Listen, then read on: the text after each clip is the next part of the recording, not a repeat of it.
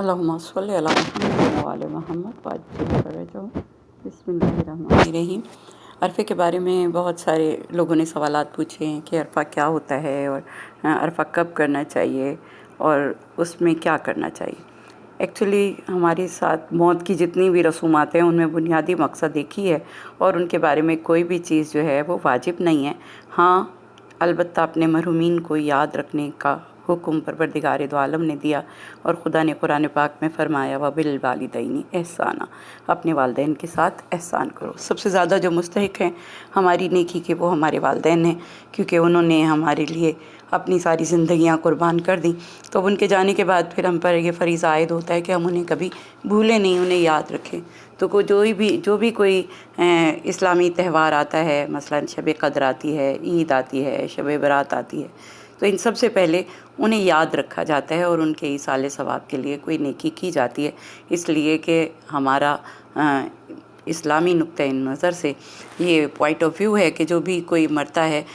روح جسم سے جدا ہو جاتی ہے اور روح بلندیوں تک پہنچ جاتی ہے اور اس کی روح ہم سے رابطے کے ساتھ رہتی ہے، اور وہ روح ہر شب جمعہ، ہر خوشی کے موقع پر، ہر غمی کے موقع پر ہمارے ساتھ منسلک ہوتی ہے، ہمارے گھروں میں آتی ہے۔ اور ظاہر ہے کہ انسان ہونے کی حیثیت سے بہت سے ان سے گناہ سرزد ہوئے ہوتے ہیں جن کی عذاب وہ بھگت رہے ہوتے ہیں یا جن کی سزا انہیں مل رہی ہوتی ہے، تو اس لیے ہم ایسے موقعوں پر جو خصوصاً دین کے ساتھ منسلک ہوں، جیسے شب برات ہے، اور اس رات کی تو بہت زیادہ فضیلت ہے کہ خدا اس رات درخت طوبہ سے وہ پتے گراتا ہے جن لوگوں کو دنیا سے جانا ہے، وہ نئے پتے لگتے ہیں جنہیں اس دنیا میں آنا ہوتا ہے، جنہوں نے حج پہ جانا ہے ان کے نام فہرستوں میں لکھے جاتے ہیں، اور اس رات خدا پوری رات ہمارے تمام اعمال کو فرشتوں کے ذریعے اپنے تک پہنچاتا ہے، فرشتے ہمارے اعمال لکھتے ہیں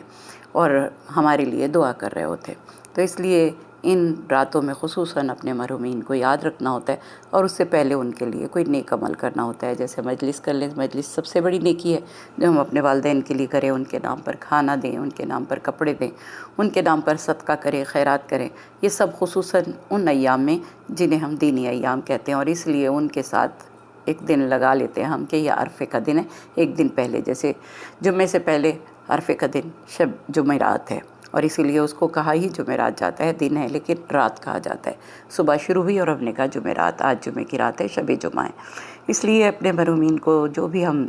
دنیا سے بھیجتے ہیں تحفہ، وہ ہر عید کے موقع پر، ہر خوشی کے موقع پر، ہر عظمت والی رات میں، عظمت والے دن میں انہیں بھیجتے ہیں، اسے عرفہ کہا جاتا ہے۔ مگر یہ ضروری نہیں ہے کہ آپ اس کے لیے کوئی خاص ہارڈ اینڈ فاسٹ رول ہوں۔ آپ نے مجلس کرنی ہے، آپ نے ذکر اہل بیت کرنا ہے، آپ نے گھر میں حدیث قصہ پڑھنی ہے، ان کے لیے کچھ جو بھی تصدق کرنا ہے، وہ سب ان کو ایصال ثواب کے لیے کہ آپ ہمارے گھر آئیں گے تو ہماری طرف سے یہ تحفہ پہلے سے آپ کے لیے موجود ہے۔ جب ہم تحفہ انہیں پہلے دے دیتے ہیں تو آ کے ہمارے شکر گزار ہوتے ہیں۔ اس لیے ان ایام میں خصوصی طور پر ان کے لیے کوئی نیکی کریں جو دنیا سے گئے ہیں، اور خصوصاً وہ لوگ جنہیں گئے ہوئے پہلا سال ہے، ان کے لیے عرفے کی ہر خوشی کے موقع پر، عید آئے گی، بقرہ عید آئے گی تو ان کے لیے، چھوٹی عید آئے گی تو ان کے لیے، شب برات آئے گی تو ان کے لیے، ہر بڑے دن اور ہر شب قدر میں ان کے لیے کوئی تحفہ بھیجا جائے۔ اسی کو کہا جاتا ہے کہ ہم نے ان کے عرفے کے لیے یہ سب کچھ کیا ہے، عرفے میں ایصال ثواب کے لیے۔ تو اس کے لیے ڈیٹ کوئی فکس نہیں ہے کہ آپ اس ڈیٹ کو کریں، ہاں ان ایام کے قریب، کیونکہ اب بہت سارے لوگ مجالس کر رہے ہوتے ہیں، آپ کو اپنی سہولت بھی دیکھنی ہوتی ہے، تو ان ایام کے قریب آپ کسی بھی دن، کسی بھی وقت یہ مجالس اعزاء یا ان کے ایصال ثواب کے لیے حدیث قصہ یا صدقہ یا جو بھی آپ کی توفیق ہے آپ ان کے لیے کریں۔ اس کا ثواب خدا کی جانب سے چہارتاں معصومین علیہ السلام کے صدقے میں ان مرحومین کو ملتا ہے۔